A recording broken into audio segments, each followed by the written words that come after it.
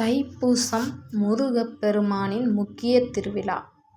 தை மாத பௌர்ணமி பூசம் நட்சத்திரத்தில் இது கொண்டாடப்படுகிறது.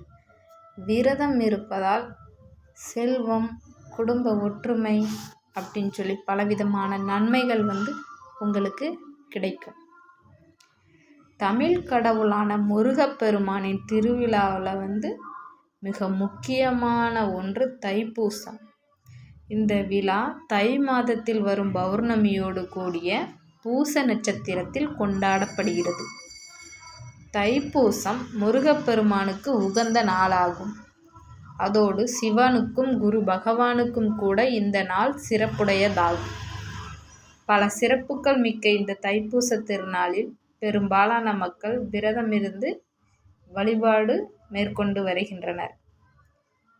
அது விரதம் இருக்கும் நாட்களை பொறுத்து அது ஒரு நாள் முதல் 48 நாட்கள் வரை என்ற கணக்கில் மக்கள் விரதம் மேற்கொண்டு வருகின்றனர். இவ்வாறு விரதம் மேற்கொள்வதன் மூலம் மக்கள் முருகப்பெருமானிடமிருந்து பலவிதமான அருளையும் ஆசியையும் பெற்றுக்கொள்கின்றனர். தைப்பூசம் அன்று முருகனை விரதமிருந்து வழிபட்டால் நினைத்தது நிறைவேறும், குடும்பத்தில் செல்வ வளம் பெருகும், கணவன் மனைவியிடையே ஒற்றுமையும் பாசமும் அதிகரிக்கும். இந்நாளில் முருகனுக்குரிய வேலினை வழிபடுவதன் மூலம் தீய சக்தி நம்மை அண்டாது, நன்மைகள் வந்து சேரும் என்பது ஐதீகம்.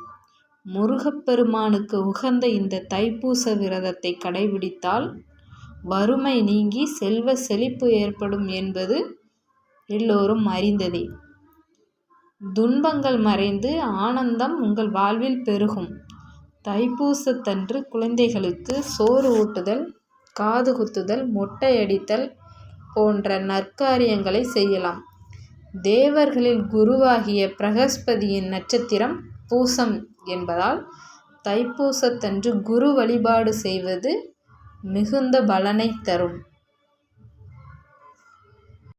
திருமண தடை உள்ளவர்கள் மற்றும் வரன் தேடுபவர்கள் தைப்பூச நன்னாளில் வரன் தேடினால் நல்ல வரன் கிடைக்கும்.